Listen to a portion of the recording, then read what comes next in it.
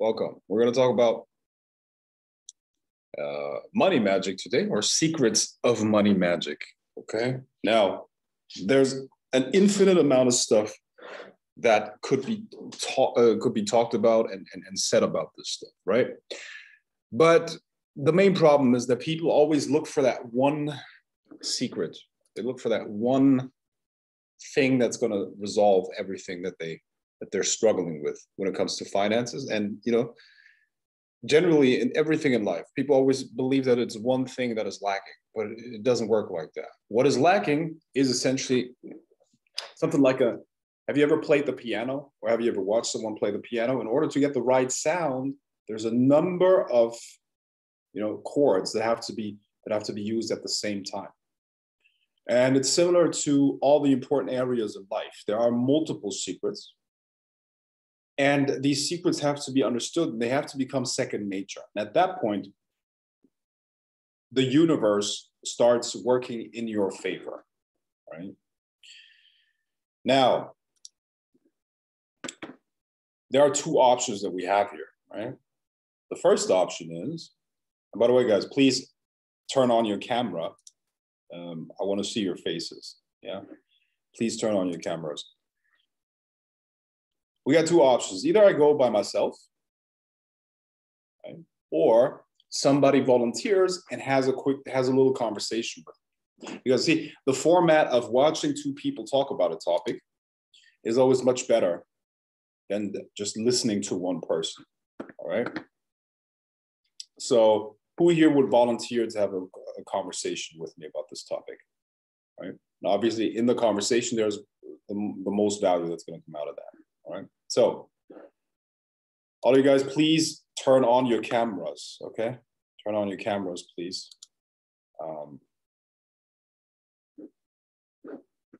That is not just polite. It would also be,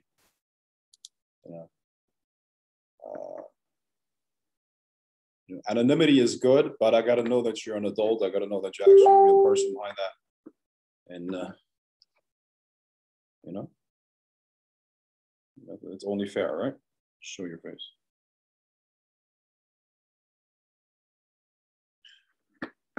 Okay, Stephen, Gary, Ben, please turn on your cameras. Mick, I don't have a working one, Frank. I will have to switch to a phone. I see. Okay. Well, Mick, I can't see your face either. I don't know what's going on there. Okay, but all you guys, please. Show your faces, Gary. Gary, Stephen. Okay, well, I'll give it 10 minutes, and if you don't have the cameras on by 10 minutes, I'm gonna have to get you off the call, right? It's just a security issue. All right. So Ben volunteers. Okay, Ben, come on camera, and we can have a conversation about this. I'm assuming this is you're volunteering right now, right?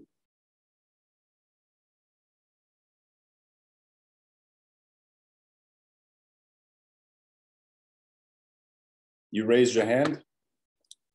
Okay, well, anyone else who wants to do the conversation?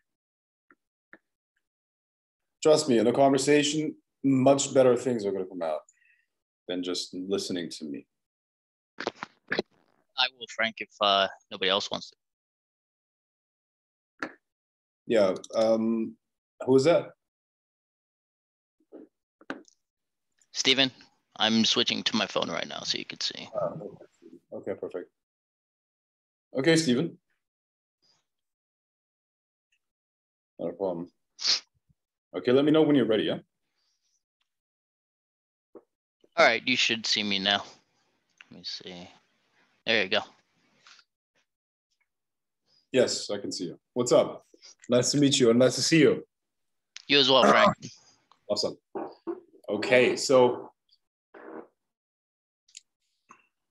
what questions would you have about money magic or money in general? Well, I do know that there's a lot of occult laws that we do not adhere to a lot, as far as, the principle of always changing. I do know that you said something about putting money into savings. So I started doing that. And I have seen positive things within the last few days just by doing that. One I've noticed is, of course, the mental portion, because you're like, okay, hey, I have money in the savings, so I don't have to worry about, some kind of instant emergency comes up. But it also feels like you have that security blanket, so where you're like, hey, this is not a deficit to me. This is more important. I mean, more important than a deficit. It's an addition, and it's also changing my mindset. So I have noticed that. So first off, that I will say, as far as that information goes, I completely agree. I mean, I don't have to agree because you know what you're talking about. But I have been to a lot of your teachings, and I feel like the only thing that's lacking from my success is just my want to do it. It's weird. As far as Magick goes, personally, it feels innately easy to me, but it's one of the most difficult things I've ever done. Almost everything else comes easy to me. Like, I'm a quick learner. So it's frustrating. But again, I know it's because I'm not, my meditation is shit. I'll just be honest. But you've laid out everything for us to do, and it's just for us to do it. So I think one of the biggest questions I do have that'll help anybody is, for a novice, what should you do to build your strength on money magic or magic in general? I know you have said meditation, but I'm trying to ask an overall arching one first, just so we can get into the weeds later. All right, awesome. Great question. Well, thanks for this, and I hope we can continue this conversation, right? All right, so the first thing that we have to look at is that everything is vibration, right? Even science recognizes it as of now. Everything is just a wave. If we break it down into the bare minimum, it's really just wave patterns that we have around us, right? So when we want to attract something, we have to match its frequency. We don't get what we wish for. We don't get what we want. We don't get what we think we deserve. We get what we are, and that applies to everything in life. Now, money, just like any other concept and idea, has a spirit to it, right? So what does that mean? It means that if we want money and if we want to attract it, and there is literally a way where you can magnetize money towards you, that's going to look like lucky coincidence. It's going to look like business just coming your way. It's going to look like, many of those things that you would consider just, somebody's been just blessed, right? So what we have to do is we have to match the frequency of that spirit, right? So we have to become that. And the way we become that is literally through certain actions, but more than that, certain emotions, right? I mean, when we send out certain emotions in regards to money, such as, we got a bill, a tax bill, and we were pissed off about it, that's an emotional wave. And that's an emotional wave that is negative, right? So we're going to get more negativity in regards to money. And sadly, this is a natural response that we have when we're confronted with money most of the time, right? Because usually people start thinking about money when it's in lack or when they're lacking it, and that's connected to stress. So the thought of money is usually connected to some sort of a negative feeling. Now, that, of course, is going to repel money, right? Now, I'm sure you heard similar things like this before, right? I mean, this is like in the self-help arena, money is a big topic, and everybody talks about, you have to feel good, you have to feel this and that, and you have to like money. And all of that is good, but what's usually left out is the exact actions, because it is not just make-believe, it is not just positive affirmations. There are actual steps that we have to take, all right? So, like I said, everything is a waveform, right? Everything's a waveform. And one important point that you mentioned here, which I call it the money magnet, right? Which is like an account where a certain percentage of whatever you get gets into that account. It might be 10%, might be 5%. It literally does not matter. The percentage doesn't matter. It's more about the action that you take, the action that you do. And what people see, as you saw it yourself, and it's going to increase, my friend. It's gonna just go up and up and up. You just have to resist the temptation of pulling the money out, because if you're in a situation where, when it's got a tax bill or something like that, or your car breaks down, you might be tempted to take money out of that account. If you resist that temptation, I guarantee you, it's worked for so many people. Everybody who does it, it works for them. It will attract money to you in other forms. There are these rules, such as money comes to money, right? So once again, coming back to the wavelength of money, there's a frequency. When we have a certain frequency, we do certain actions that are connected to that frequency, right? We can also trigger the frequency by doing the action. So there are two ways to get the results. Either you get into the emotional states, and from that emotional state, certain actions flow, or we do the actions and we get ourselves onto the right frequency. So what are the actions that will attract money? Such as, like I said, the money magnet is one of those actions. This is actually the very first thing that everybody should do, no matter what situation you're in, no matter how much you can spare. If you are on this call with some sort of a device, I'm sure you can spare $5 to $10 and start putting it into a money magnet. Even if it's just that, that is the beginning. And it will be the beginning of your financial freedom, or whatever else comes from that. So when people hear about this money magnet, another question is often, Frank, can I just buy stocks with that money? Because at one point, you can imagine if you start using the money magnet, after a while, there's quite a bit of money in there. So people start asking, can I put this into stocks? And my answer is always, do not do that. Don't do that. And here's the reason why. See, the very psychological function of this money magnet and the frequency that it puts us on is security, it's safety, right? Now with stocks, you have a lot of volatility. So this certainty that you're trying to get or trying to gain is now replaced with uncertainty again, right? Now, there are some exceptions to that. You could use gold, you could use silver, because these things are usually hedges, right? I would not use platinum, I would not use palladium, because they're too much used in the industry, to an extent that applies to silver too. I mean, they're like industrially used metals, but gold is definitely an alternative. So if you don't want to hold it in cash, get actual physical gold. Don't get a gold ETF. Don't get any derivatives, no paper, right? Now, the next problem that people have with that is usually inflation. Well, Frank, if I just let the money sit there, isn't inflation going to eat it up? We have like 9% or higher. Okay, so let's assume the amount that's being eaten by inflation would be something like 50 grand or something. Be something like, or let's say 5 grand is what you lose on a yearly basis in that money magic account, right? But because you have that money magic account, you now get a deal for some real estate, and you make 50,000 on that deal. Well, at that point, the 5,000 don't really matter, right? Now, all of this, of course, takes a little bit of a leap of faith in the beginning. But as you look at the statistics, and when I say statistics, it means the following: you all should have a journal, right?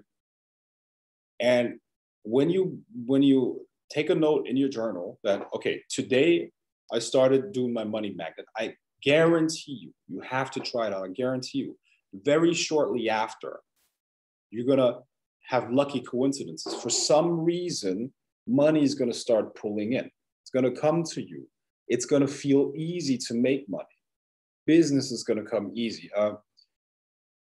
For some reason, I don't have a mechanical explanation why, but for laws, and that's really what we're looking for. I'm personally just a student of natural law, right? That's what I consider myself. And a law, the definition of a law is it allows you to explain past phenomena, and it also allows you to predict the future. So just seeing cause and effect there is good enough for me. I don't have to have the expert. Maybe there are some unknown particles that are flowing there. Maybe it's non-physical, quantum fucking, string theory effects. I don't know. It doesn't matter though, because I see cause and effect at play. So you will see that too. Take your journal, start that Money Magic account, and start putting however much you can spare. And whatever money comes in, you take a certain percentage of that. Could be something as little as 2% of any money that you, like, let's say you sell an old bike.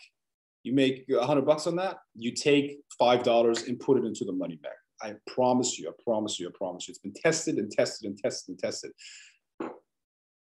and proven that you will, for some reason, have luck with money. Money is going to come in. In fact, this is what can take you from being deeply in debt, your finances completely ruined. That alone is going to take you into prosperity again. You will see up and up and up and up. And when I say statistics, it just means that you have to just keep track of what's going on with your finances. So it's nothing complicated. It's just basically today, the 6th of September, I put, $50 into the money bag. And then you keep doing that with whatever money comes in. Okay, maybe you have a paycheck. The paycheck, you take a certain percentage and put it in there. And then opportunities are going to show up. That is a proven thing. And that's the first thing that everybody needs to do, because now you're putting yourself onto that frequency of money. Yeah. Now, you mentioned it yourself, and you've already seen results with it. And I guarantee you, my friend, as you keep doing that, that's going to be one of the biggest differences. That's one of the most powerful tools that you can use. Another thing that is connected to money is essentially the idea of playfulness, believe it or not. When you get too serious about money, you start repelling it. The spirit of money is a spirit of abundance and plentiness, if that makes sense. So your use of it is going to determine if it wants to stay with you or if it doesn't want to stay with you. It's almost as if money wants to create prosperity and growth. So if you use money for destructive purposes, whether that's a bad habit, in terms of, let's say, a lot of people will have addictions, right? Or a lot of people have use money in a destructive way. And I'm going to go into the definition of what destructive actually means. You will repel it. The spirit is not going to stay with you. If you use it in a way where it helps the world prosper in some way or another, it will come to you, will flock to you. Now, what does that actually mean? The world prospering versus destructive. There's a definition of an investment and an expense, right? And we usually have two options: how we use our time, our energy, and all the other resources that we have, right? We can use them in a way where they are, quote unquote, wasted, meaning there's nothing greater that comes from it, or we use it in a way where those things are invested and some more of that comes back. Let me give you an example. So the only resources that we have really is our energy, is our time, our money. Attention is energy, right? Our emotions, that's energy. So energy, time, and money. And you can basically transfer one into another, right? Money can be you can buy time using money. You can let other people do something for you. You buy energy in that sense, right? So these things are interchangeable for the most part, right? So these are the three resources that we really have. And they can all be either invested or they can be used the wrong way, which is basically just as an expense. So let me give you an example. Netflix. Netflix is double It's a double expense. First of all, it costs money. You pay to waste your time. You see? You pay to waste your time. So this is the completely wrong vibration. A lecture like this is a double, no, it's a double investment. How so? You're using your time, but it's going to save you energy in the long run, which means you're going to get energy back, essentially. Time that you're spending here is going to pay back many fold by you not having to search out these secrets. They're given to you. And at the same time, it's going to save you energy, time, stress in the future. So you basically invest a little bit of attention and focus and time, but you're going to get that back many fold, right? But this is not the only example. If you go to the gym, you are investing energy. However, it's going to give you something more back. Usually people that exercise have a higher level of energy. So it's kind of like paradoxical, where you put out energy, but you get more energy back, which is also paradoxical. And you might think that, or a lot of people would think that, which, you know, it's the intuitive way of thinking, where when you sit still, you're better at thinking because you're not wasting energy on other things, right? But thinking requires energy to flow. So usually you think better and are more productive if you move as you're doing that, you know? There are actually people who think that they will lose their energy, that there will be less productive if they move, which is not true, right? I mean, maybe that's a school mindset, because in school we were taught to just sit down and then like be quiet. Maybe that's where that comes from. So movement of energy is also thinking. So fluid thoughts require the movement of the body. But back to the vibration of money, back to the vibration of money. So when it comes to money, this energy of expansion is very important. So when you take on the mindset of using money to expand things, to make things better, to make things greater, you're at the same time attracting it. You're putting yourself on the frequency of the spirit of money. And this is where it wants to be. Now, all of you are occultists, or you have interest in the occult. You know that one of the ways to get rid of the spirit is to just change the atmosphere of the environment, and the spirit is going to leave, because every spirit just stays in the atmosphere that it enjoys and that is conducive to it or helps it. It's like us being on the surface of Mars. That atmosphere is not really conducive to our bodies, right? So we want to be on Earth, and that's exactly the same principle. So if you want that spirit of money to come to you and bless you with its money, with its presence, essentially, and literally, you got to treat it like a spirit. You gotta create an atmosphere in your aura, in your environment, that the spirit likes. And the atmosphere that it likes is increasing prosperity. If you give money to others, specifically in situations where they can't give anything back to you, I guarantee you, you're going to be blessed. You're going to get money back manyfold from that, right? What does it have to do with? Remember, it's all about vibration. The universe is a wave of energy. So what is the energy that you're putting out? And by the way, guys, you can all chime in there and then ask questions, not a problem, right? But what is the energy that you're putting out? What is the energy wave that you're putting out into the universe when you give someone something? Let's say it's a homeless person. They can't help themselves. You see that they're suffering, and you grab money and you give it to them. What is the energy that you're creating now within yourself? You're putting out a wave of prosperity and abundance, even though you might not be abundant in that situation. However, the best way to get yourself back into abundance is to act as if you're abundant. Now, why is that so powerful? It's because there's another secret in the universe where if an energy exchange takes place between two people, it's exponentially stronger. if you are mad, you're already creating negative vibrations in your environment. Absolutely. But if you pick a fight with someone and you both are fighting and mad, you're sending back this energy and it becomes exponentially stronger. It's like an extremely, extremely powerful wave.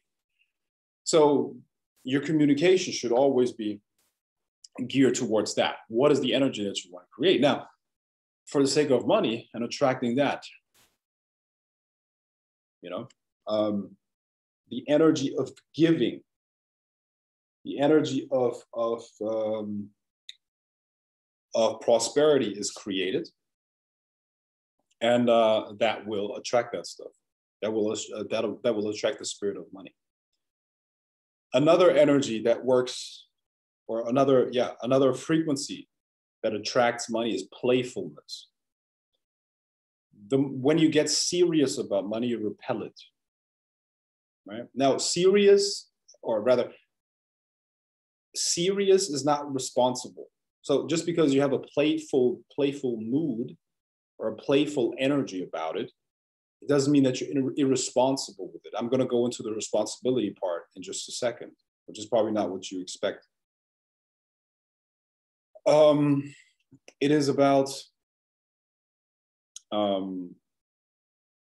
the creation of value, if that makes sense. Now, you all heard that things that are fun to us or things that we're passionate about have the potential to create riches for us. So they make sure that we stay blessed, right? Now, where does that come from? Life, in essence, is a game. As soon as people start getting serious about it, they will start losing. You can see mastery in a person when they perform playfully at a high level. That's almost the definition of a master. If somebody has mastered a craft, they can perform it playfully. They can play around with the different elements of it and still do it at a very high level. So the energy of playfulness, not irresponsibility, but the energy of play, a joyful interaction with the universe, essentially, is one of the secrets that can bring you money. Now, how do you use that in your personal life? This is why your purpose, why knowing your purpose is so important.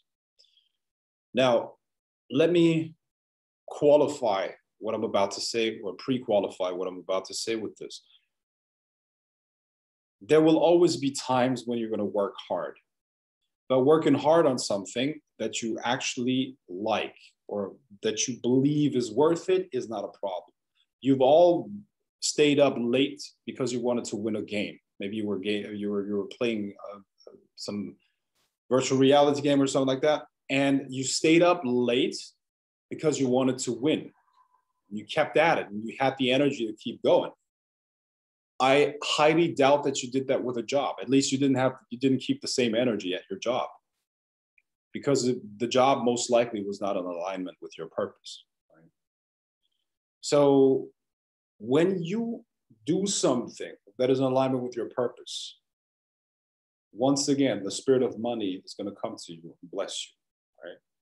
But this is another important point to keep in mind. Now, let me just answer this question that has been asked. Should the magnet be something we have at our home, or can it be a bank account? It should be a bank account, I think. I mean, at home, you can keep it at home, but a bank account is perfectly fine.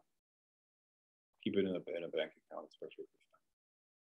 So the energy of playfulness and the energy of creating something that you really, really like, that's also going to attract money to you. Yeah. There have been a couple of studies on that topic, but I mean, the bottom line of those studies is essentially that people that follow their purpose and know their purpose are way more successful, not just in their career, but also financially much more successful.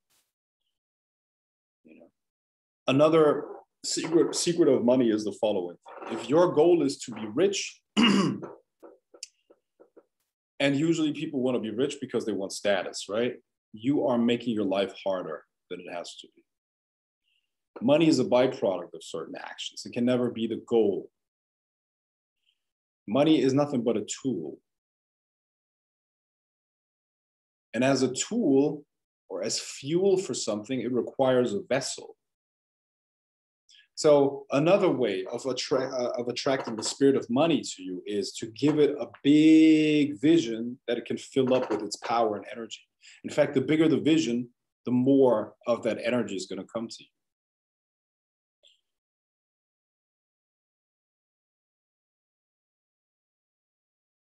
You have to see it as an empty vessel. The vision is an empty vessel. Now, how much money is required to make that vision real, bring it into physical reality? I hope you know the connection between ideas and the physical world, right? I mean, in essence, physical matter is really just condensed energy. It really is. It's really just condensed energy. And thoughts are not as condensed. They're also energy, just vibrating faster. It's not as condensed. Condensed also means slower, obviously, right? So the waves become slower. You've all walked into a room before. I mean, yeah, you walked into a room before, and before you walked into the room, there was an argument. And you could still, even if the people were smiling, you could feel the energy in the room. Because it's waves, it's energy. We're all dealing with energy. So, and these low vibrational waves, they felt dense, thick air. That's what it felt like, didn't it? Right? So the more rigid you become, and I'm going to explain what rigid actually means, right? So the more rigid you become with that, the less you're going to be able to attract it. Money wants to flow. It's a current. That energy wants to flow. Energy needs to move around, you see? So the more rigid you become, the less you can have it with you. And one of the ways of becoming rigid is to see it or to look at it from a perspective of scarcity. Yeah. Scarcity is nothing but an idea. It's a concept. Yeah. When you accept a concept, you start to look at the world from a certain frequency, and you will generate waves of emotion that are in alignment with that frequency. So when you think in terms of scarcity, you will generate the emotion of scarcity, and that will put out the waves that will, put you onto a certain reality tone.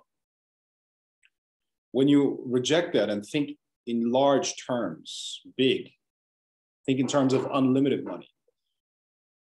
In fact, you don't think about money. You think about the vessel that money can fill up. You will attract it easily. So in a sense, you got to be beyond it, above it. That is another law of the spiritual universe, where the more subtle dimensions or the more subtle realms control the more dense realms. If you think beyond something, you at the same time can control it. Yeah? You've all experienced this. The person that is less needy will win. The person that needs to win less usually does win. You need the girl less, the less you need her, the more she will want you. See? So in order to master money, or to make it to make yourself attractive to that energy, you got to think beyond money. See? And that can happen once you know your purpose, because your purpose is usually something that is way more important to you than money. Right? Obviously, you can also not hate money. A lot of people have so many negative experiences with that spirit that they literally hate it, which is once again negative energy. generated in regards to the spirit, and the spirit's going to stay away because the atmosphere is bad, right? The atmosphere is not what they might want. So let's talk about responsibility, or responsible means basically the following thing. See, don't ask me why that is. Don't ask me about the exact mechanics of why, or why the spirit of money likes this, okay? But money likes order. Just by virtue of getting your accounts in order, just by virtue, if you run a business, just by virtue of creating order in terms of like, cleanly separating money coming in, coming out, just by virtue of separating private expenses from business expenses, just by virtue of you having a routine where you take all money that comes in and take a certain percentage of it and putting it onto another account, which is now your money magnet. This routine itself is going to attract more money. Don't ask me why. Don't ask me. I really don't know. But I guarantee you it works. Money loves order. Money loves order. The more order you have, the more structured your life in terms of money and your life in general, the more money is going to come to you. Now look into your own experiences with people. I don't know how many people you met that have money, but there are very, very few people who are chaotic that have a lot of money. And the people that have a lot of money, usually they're very, very structured with it, right? Now the problem is that we tend to think in terms of narratives, right? Common narratives. And the concept that most people have about money, because they've never had any, is essentially they think of whatever, rap videos or something like that. That's their concept of money. Like ballers. What is a baller to you? Well, I don't know. Like I saw a baller in the music video. He wore a gold chain and like stuff like that, right? So make no mistake. This is like really some images in the subconscious that make people think in a certain direction. Yeah, we all do that subconsciously. We have these subconscious ideals, which is what I'm going to talk about in a little bit. But money, it has very little to do with physical objects. It is, in reality, an energetic quality, just like a spirit that you want to invite in. Let's say you have let's imagine a very violent spirit, some demonic force that causes mayhem, in another person's life. In order to invite that energy of the spirit, in order to be conducive to the manifestation of that energy, you would create a certain environment in your home. You maybe use, some, you could use some, background music that is very violent, chaotic, dissonance. You could use certain colors that represent that, certain images, posters, or you let like some violence play in the background.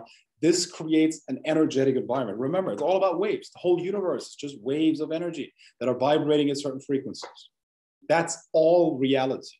That's all. That's what reality is. There's nothing else. It's just, some of those waves are more like slow, and we experience them as physical objects, including your physical body, by the way. The elements in your physical body are just vibrating very, very slowly compared to the thoughts that you have, which are also just waves of energy, waveforms. And they're kind of like, there's a lot of attraction between the molecules. But everything is made out of the same stuff, which is essentially energy and vibration. So you can create a certain atmosphere to attract a violent entity. And they will, it's on the frequency. See, when we talk about the connection between the physical and the spiritual, it's not physical distance that has to be crossed. It's a vibrational difference that has to be crossed. You see? So if you want to attract a certain spiritual presence, you got to create an atmosphere that is conducive to that, right? So the spirit energy is here. You do whatever you can to create waves of energy, to create an atmosphere that is conducive and matches the spirit's energy. And just by virtue of doing that, it's almost there, because now you're matching its frequency. You're like overlapping realities. It's like a tuning fork. You have the tuning fork, or you are the tuning fork. You start vibrating, boom, and now the other tuning fork, you're going to start hearing it too, because it gets triggered. So now there's a shared reality and a resonance. It's resonating with each other. Now, the very same thing applies to money too. And what I'm talking about here are those actions, thought patterns from which emotions will result. And those are the atmosphere that will attract money. I'm teaching you right now how to create the vibration of money, and that will attract it. So you will now create a reality where money is abundant. Yeah. So let's continue. Order, like I said, order. The more order you create in your life, in all areas, money is going to come. It's a byproduct of that. Have you ever gone into a bank? A bank is a place of money, right? Banks are super clean, super simplistic in a way. However, one thing I guarantee you, a bank is going to be very orderly. Everything's going to be orderly. There's going to be no chaos, nowhere, right? So places of money, places that attract money, are orderly. So you getting your books in order will attract money, guaranteed. And all the other areas in your life as well, yeah? So money loves order. What is another thing? What is another energy that will attract money?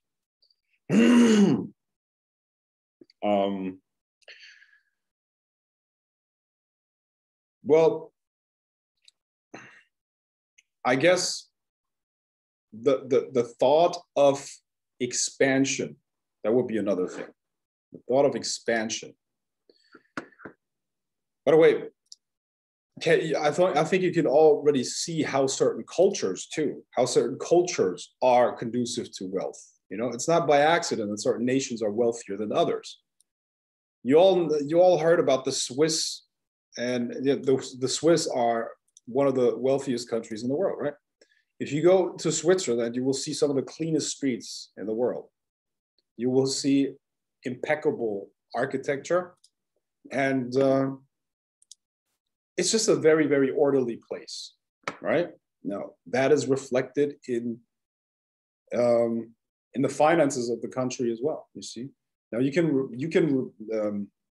copy that in your own personal life too, you know. Look at your desk right now. Look at your home. All of those things play a role, believe it or not. You know, aesthetics, maybe I should do another lecture on aesthetics and the importance of it. Aesthetics are one of the fastest ways to control reality. You know, when you bring the right aesthetics into your environment, you can literally recreate reality. Yeah. All right.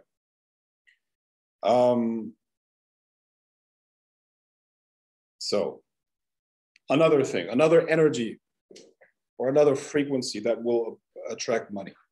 When we look at, at the definition of money, or maybe I should ask you guys again, or Stephen, since you volunteered, can you give me your definition of money, please?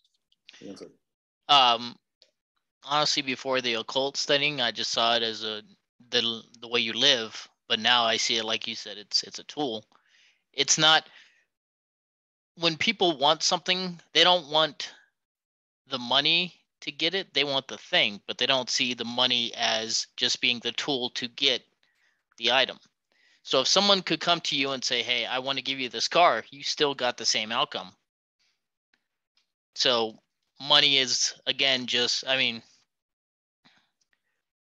so far as I understand it, it's essentially just a new age bartering, but it's, you know, it's an agreed upon more or less globally at this point. So it's not like a tribal thing. It's more accepted And I think that's maybe where the stigma comes from, where we have so much of a issue with it, is because we've been told that you have to work hard, you have to do this, you have to do that, and we have all of these, ingrained things in our head. When just hearing you talk about this stuff, I probably heard it before, but now it's just, bells are going off and going, okay, well, this makes perfect sense. Like the whole spirit thing. Um, you know, why would you feel like money's beyond you if it's just a spirit that you just need to get in tune with? Um, Yeah, that so yeah, makes so sense. that's Now, what do you think is the underlying thing that allows money to be accepted?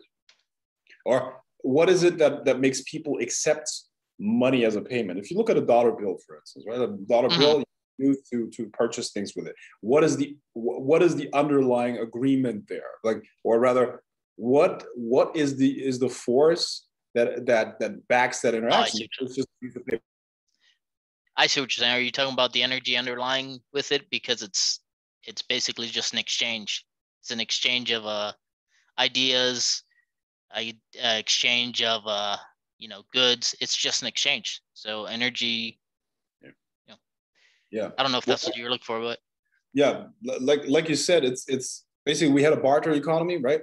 And then the barter economy was a little bit too like it's very inconvenient, right? I mean, yeah, you you can't just carry your cow everywhere, right? yeah, So the point is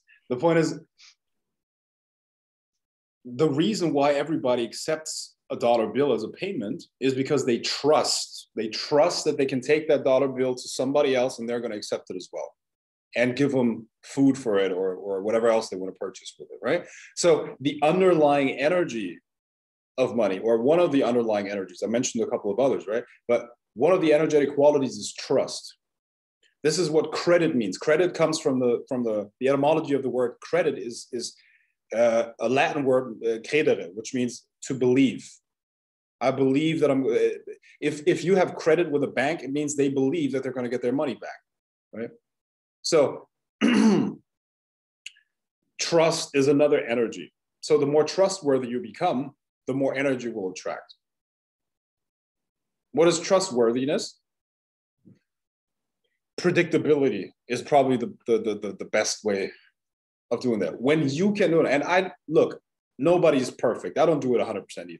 Okay. But you should strive to do exactly what you say when you said it, right? Now, we're all humans, we make mistakes, right? But it should be, we should all have the intention to keep our word. And whenever we say something, it should be done in the way that we promise.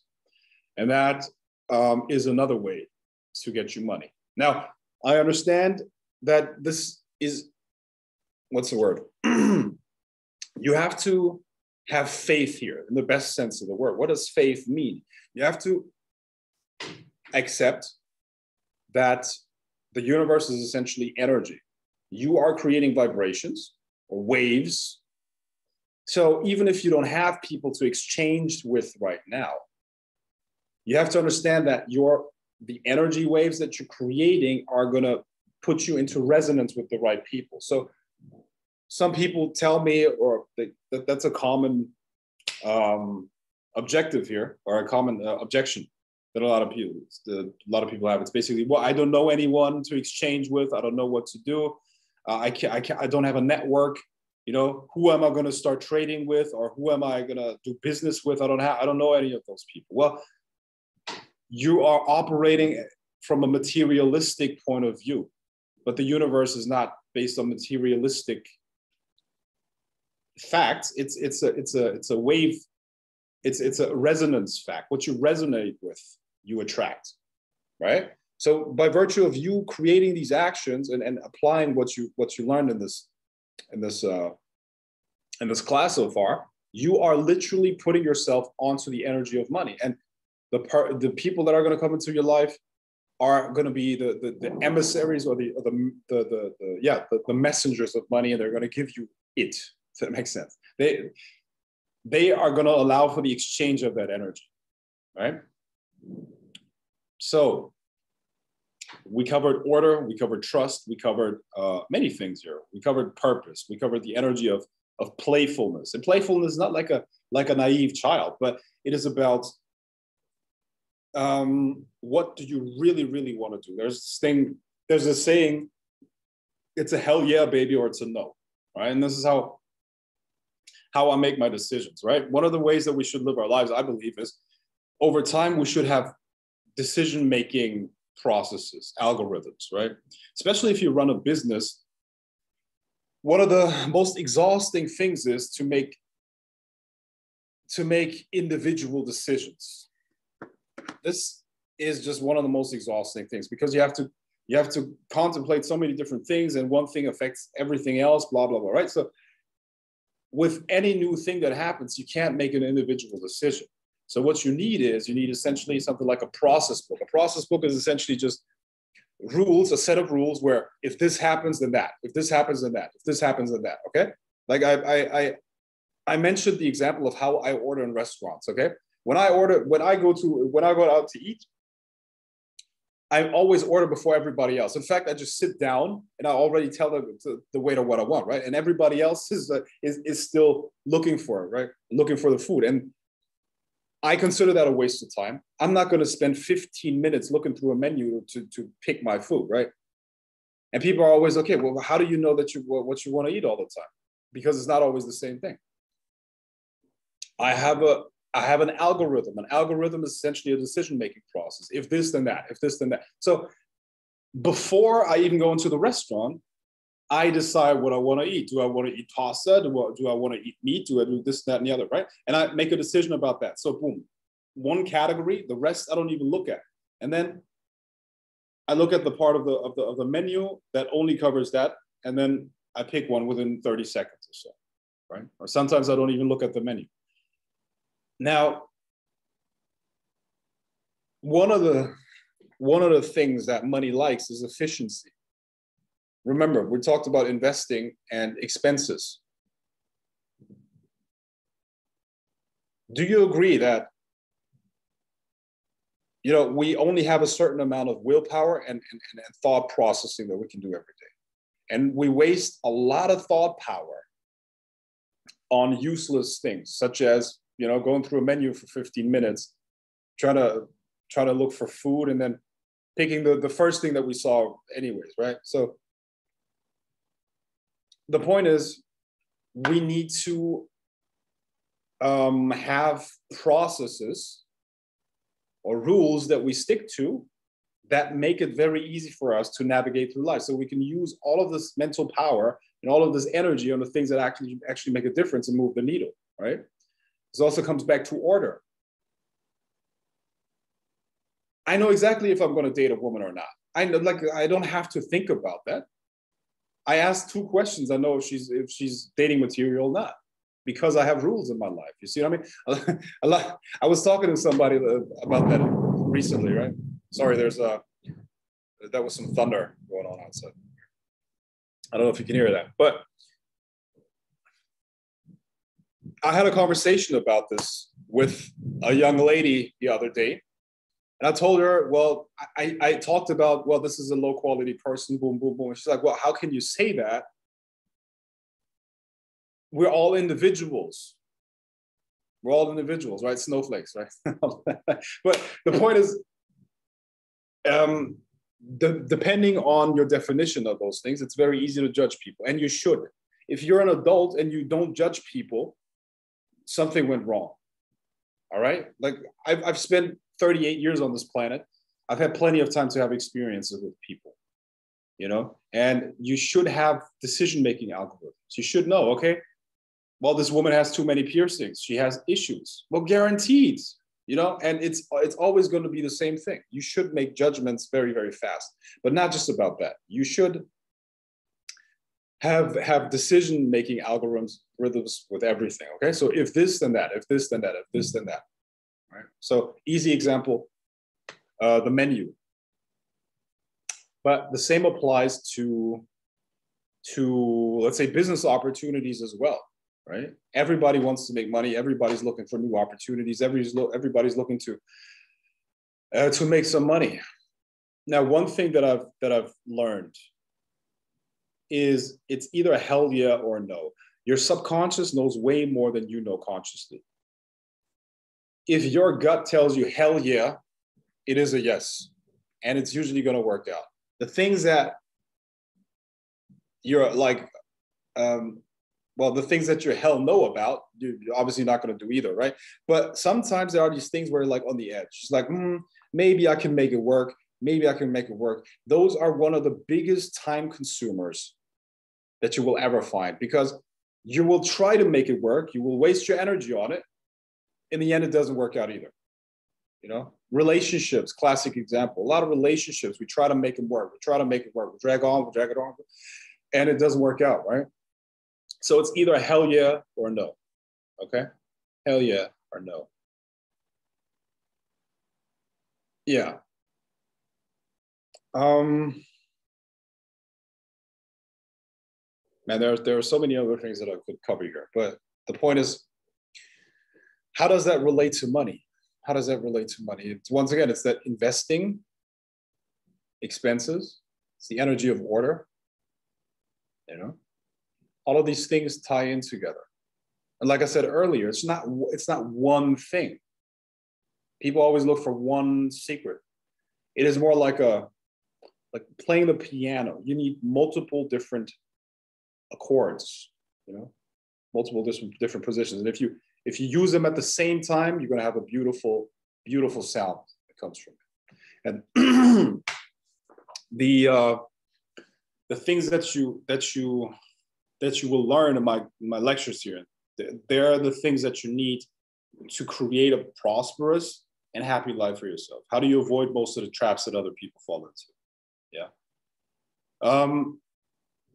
For many years, I've been keeping journals, right? And when you keep journals, it's also necessary to go back and look for patterns. I'm a strong believer that we live in a world based on rules, even if we don't understand the rules, even if we don't understand how exactly the mechanics are, the details of how things happen, there are still rules. And even if we can only observe cause and effect, that's enough. I just need to know cause and effect. What do I do in order to cause something? How do I avoid something in order not to cause something? That's all I care about. I don't care about all of those. And at the end of the day, everything is just a theory. We don't really know if it really works like that. We just know that there's a cause and effect at play. And your life is based on rules. Thank God it's based on fucking rules. We want to live in a world that is based on rules, right? So look at your journals as like,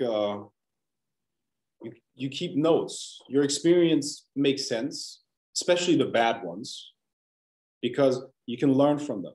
And when you go back and analyze them, you will see patterns. And the stuff that I'm teaching you here are some of those rules, some of those patterns, some of those things that I was able to discern through analyzing notes from years and years and years back. Another thing in business, for instance, some of you guys have businesses, right?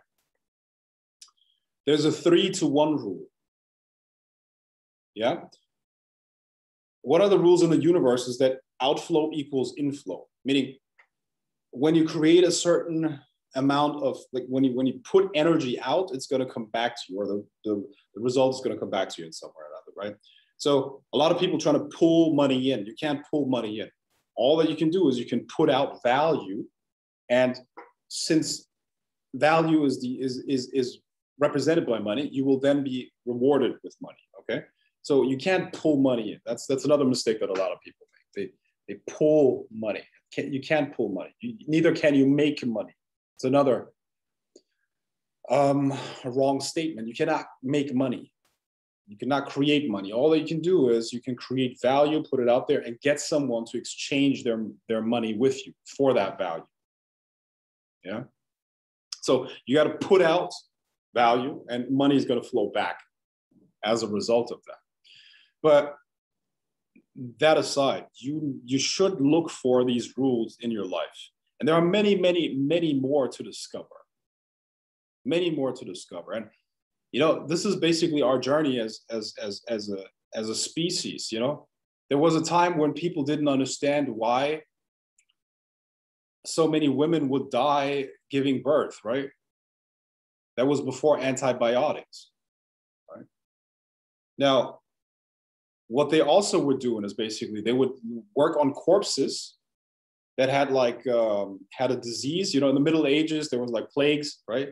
So the doctor would work on those corpses, trying to figure out what they would die of, or what they had died of. And obviously, the germs and the bacteria were still on the dead body, right? Now, back then, they didn't wash their hands, you see? So he would work on that corpse, go straight to the woman that was in labor and help her give birth, right? And then they would wonder why the woman would die, or why so many women would die giving birth. Well, obviously, she had an infection, right? She's been torn apart, and the hand is filled with like germs and bacteria from corpses that have died of a plague. All right. Now, the mindset that I'm trying to give you is the following. So let's say there had been a very, very smart doctor among the others, right? Or a very, very smart person just observing the doctors, right? So he would look at the statistics of the different doctors, right? And there would be one doctor who has many, many, many less deaths than all the others, right? So the smart person would now go to that doctor that has many, many less deaths, and he would observe exactly what the person does. He would literally just watch him do what he does. And then he would find that doctor is just very, he does everything exactly the same, except for one thing. He has this weird idea or weird tick that he has to wash his hands between every single patient, right? Problem solved. Now, mind you, I don't know anything about germs yet. I don't know anything about bacteria. I've just observed a certain activity, and I isolated the one that differentiates the person that gets less deaths than the others. Boom. Now, I let every other doctor do the same thing, okay? New rule, everybody has to wash their hand in between patients. And now I see the deaths go down overall. Boom. How many lives would have been saved? Right? So this is the power of analyzing. This is the power of statistics. I know a lot of people are bored when you talk about statistics, right? Like, oh, statistics. There's an actual story being told, you see? And you have to have statistics in your own life. You got to observe your own life. You got to analyze it. And as a result of that, you're going to see these cause and effect chains that are going to allow you to completely transform your life, for sure, you see? Also, you could use your own processes and compare them to the process of somebody else that's getting better results, you see? And everything is a process. Everything is a process. And everything can be kind of like, broken down into different steps of the process. You know? So if you find a performer that is better than you, you have your process and you compare it to their process. What are they doing different? What are they doing different? And boom, you will find one or two pieces that usually it's very, very small, but these small things make a big difference, and boom, you're going to have very, very, very better, or much better results, much better results. So this is the key of being observant and analyzing your life in that way. Now, there's so many things that I could talk about, and I will do another, like some more lectures on this stuff, because this stuff just needs to be put out. It's just very, very important that people learn about that, right? I'm not completely sure when. Also, if people are interested in that, I can offer a mentoring specifically on that topic of money, all based on laws like this. But how do you apply these things directly to your business if you have a business, and many other things, right? It's all about how to use the spirit of money, or rather how to attract it, how to create better performances in our lives. It's essentially like this. There are rules to everything in life. There are rules to dating, and people that are just good at that stuff, like naturals, they usually do the right things intuitively. The same with money. Very, very, very few people are successful with money because very few people actually know the rules. And most people that are good with it, do those things that I mentioned here. They do them intuitively. I didn't do them intuitively. That's why I had to work hard to find them out, you see. So the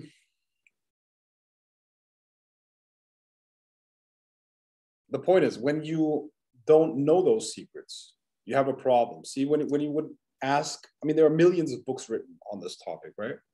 But nobody covers those topics, the stuff that I was just talking about, right? Why? Because it's not that the people that write those books are lying. It's not. They're not lying. They're telling you the truth. I'm sure 99.9% of those people are telling people the truth. This is what I did to get rich. This is what I do in business, blah, blah, blah. But the problem is, I always bring this example of a money printing machine. Everybody wants a money printing machine, but even if they had a money printing machine, they would not be able to use it because the foundation is not there. A money printing machine is fucking heavy.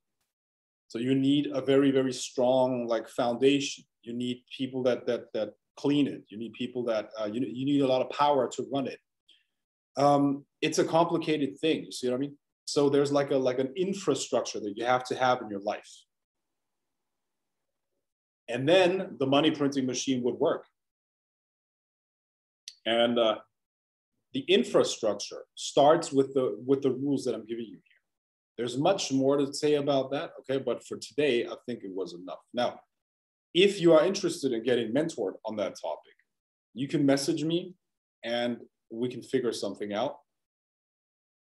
But for today, I would just like to go into a Q&A. I think that was enough. It wouldn't really make sense to talk about more and more and more, but there's so much to talk about.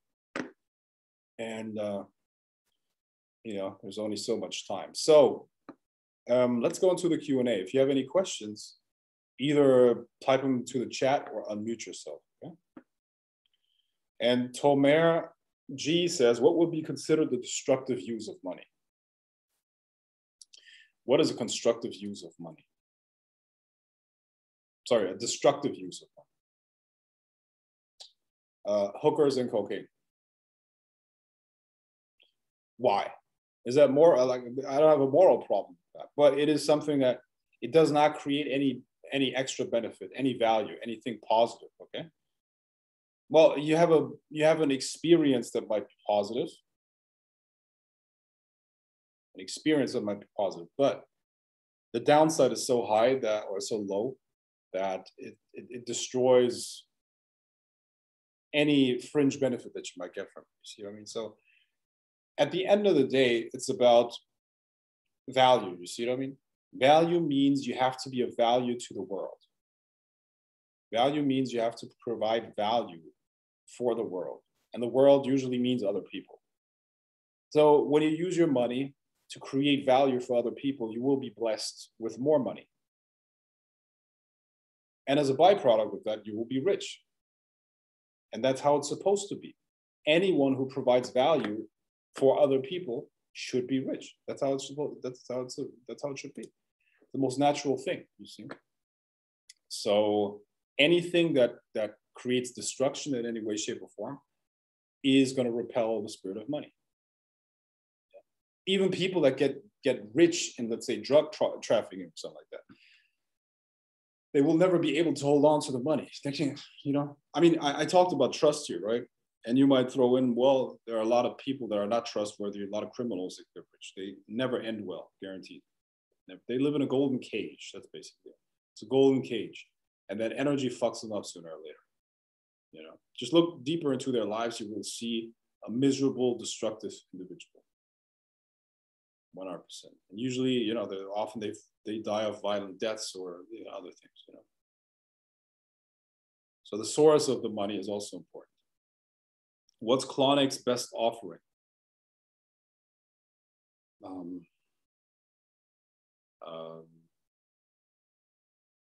I'm not going to talk about that.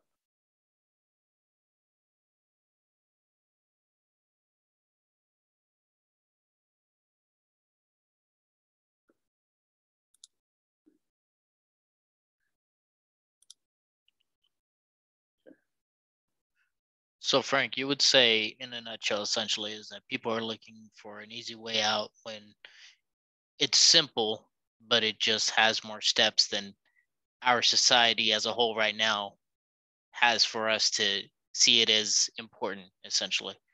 Like it's easy, but it's not as easy as our current lifestyle is, because my parents, they worked hard for stuff, and like the millennials and all that stuff want it now. And everybody's being affected by this. I notice it's not just a generational thing.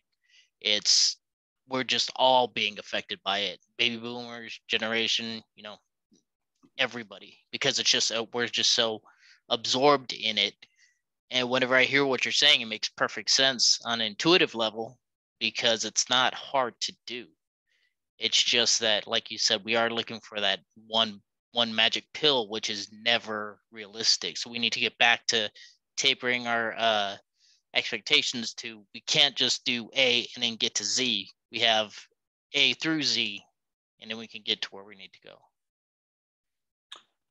Yeah. That is, yeah, that's the point. It's more like it's like what was said in the beginning, right? You don't get what you think you deserve. You don't get what you wish to have. You get what you are, right? And it's literally a way of being. See, the whole problem that we have in this Western world is the following thing, I mean, there are a lot of good things about the Western world, but one of the problems is that we are all focused on the doing and having, right? Everything that we see in culture is about doing and having, do and have, right? So we see people on social media that do things and they have things, they do things and they have things. But the real sequence in the universe responds to be. You have to be first, You first are. From that identity, certain actions are going to flow. And from the actions, the result is going to be a certain possession, right? So it's be, do, and have. If you were just to focus on the beingness, work on your character, and how is a character defined? It's really, a character is defined by the things that they do and not do. You can define a person through their actions, right? So it's really that simple, right? So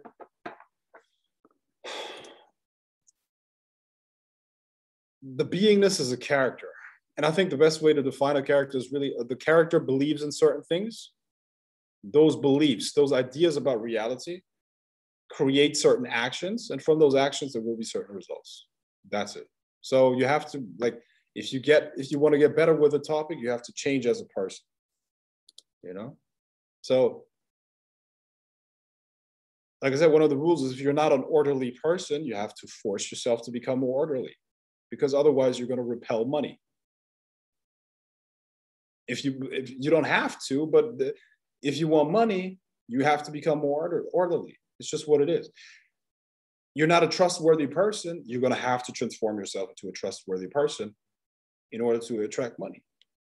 It's just what it is, And guess what? Do you think that society would benefit from everybody becoming more like the things that I mentioned today? I think it would be a much better world, right? It would also be a more prosperous world, because and it's not that there's a limited amount of money.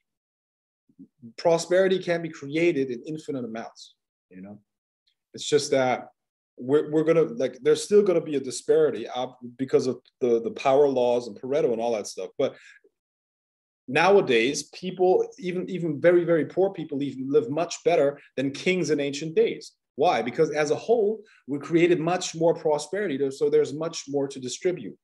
So even the poorest people today live better than kings and emperors in ancient times.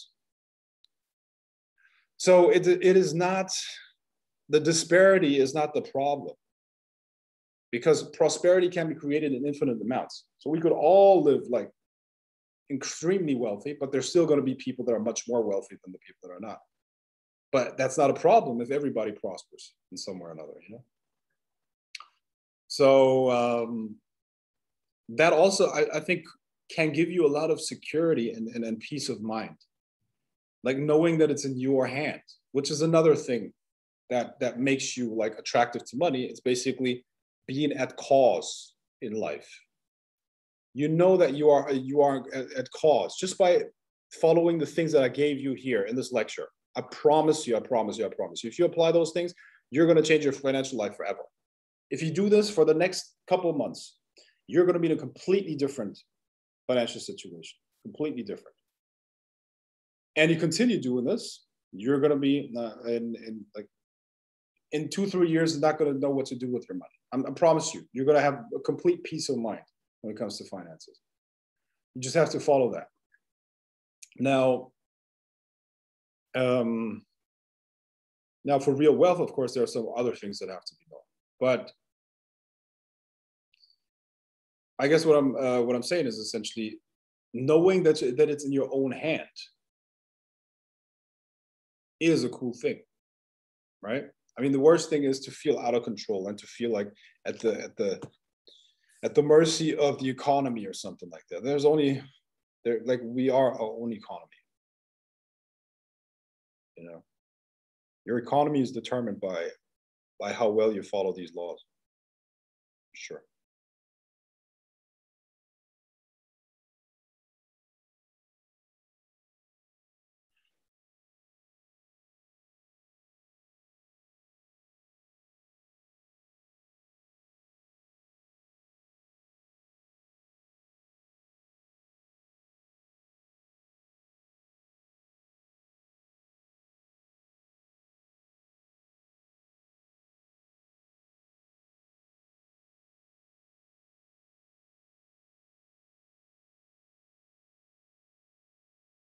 Is the size of the money magnet relevant?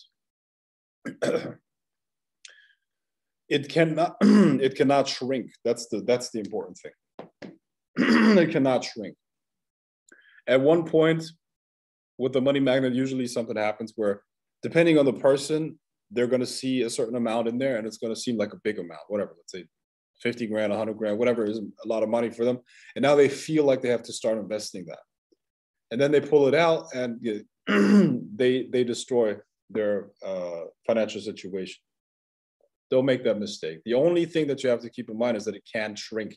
So you got to make it grow all the time, okay? As long as it grows, even just incrementally, even just by a couple of dollars every week, it's fine. It just has to grow. It cannot go down. It always has to go up. That's the only rule when it comes to money magnets. Whatever you can put in there. If you can only put 2% in it, it's fine. Okay, then put 2% in it. 10%, it's fine. 5%, it's fine. And guys, the money magnet always exists, no matter what. No matter what, it has to be there forever. Yeah. How can we utilize symbols for money like Jupiter, etc.? These are like what I said earlier. These are things that create a conducive atmosphere for prosperity. Okay, so they're helpful to bring a spirit closer. But like I said, this is, and I'm not saying this is not for you personally. Don't feel like I'm attacking you at all. I'm not. All right, but what I'm saying is this is like also what a lot of people do. They when they work with spirits, they think that the spirit's going to do the whole work, if that makes sense, you know. But like we established here, it's the ritual is also done to transform yourself. So without an internal transformation, without you changing your activities, the spirit can't help you for the most part, you know. So these things are definitely cool tools, you know. Jupiter, symbols for money. They're good tools, absolutely. But you doing a ritual for money and then violating every single rule that we covered here is, you know, it's like 10% effort bringing money in and then 60% effort putting it out or keeping it away. You know, the foundation of it all, the foundation of all money magic must be those rules that we're talking about here. You live your life like that. You become trustworthy. You become orderly. You become, you follow all those other rules. And I guarantee you, listen, guys, I guarantee you, this is the recipe to become not just financially free, but you can take it even further, you know. But financial freedom is the bare minimum there. There are many other things that I can't cover here, right now because it would take way too long. But this is literally the recipe.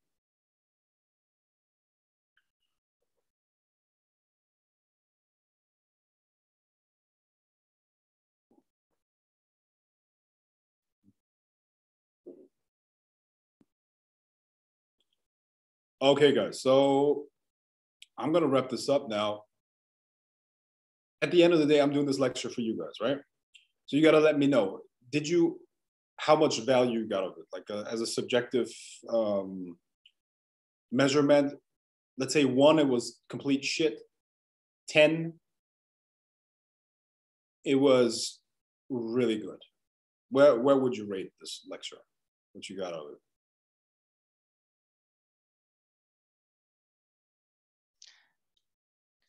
I would say a 10, absolutely. No hesitation on that. Appreciate it. Yeah. It seems you're not alone. Everybody's rating it a 10 so far.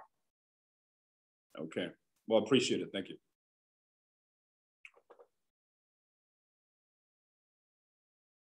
10 from the Lil. I got crazy. I was late.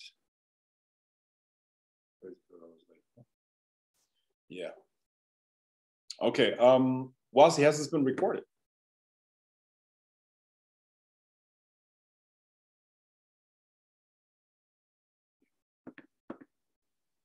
Yes. Okay.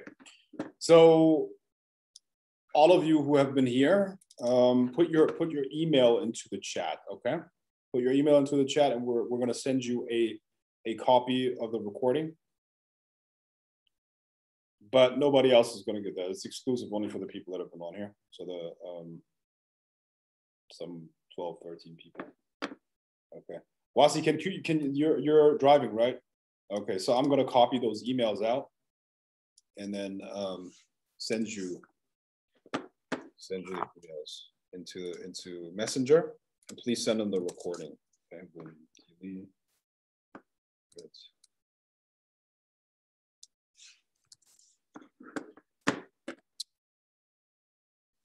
All right.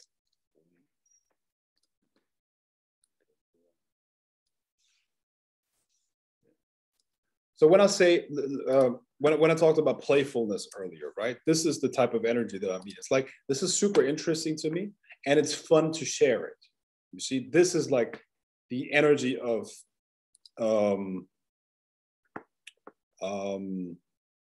playfulness that we're talking about. It's not, it can be work, but it like there's some like a sense of like this actually makes sense. People actually appreciate it, and it's a useful activity. That's basically it. I think that's the best way to put it. People feel like you're doing something useful, you know.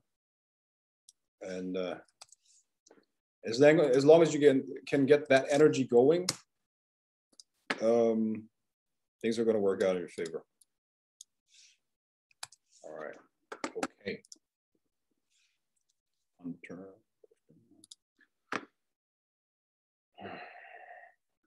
Well, you're going to screenshot. Okay. I'm still going to. Okay. Well, all right. Thanks. It's true, Frank. If you chase money with anxiety, it doesn't work. Yeah, absolutely. Okay. Cool. So I'm going to wrap this up now. Like I said, if you want a mentoring in this field, if you want to learn more about those things, message me and we'll see how we can make that happen. Other than that, I'll talk to you soon. Yeah. Be well, guys. Bye-bye.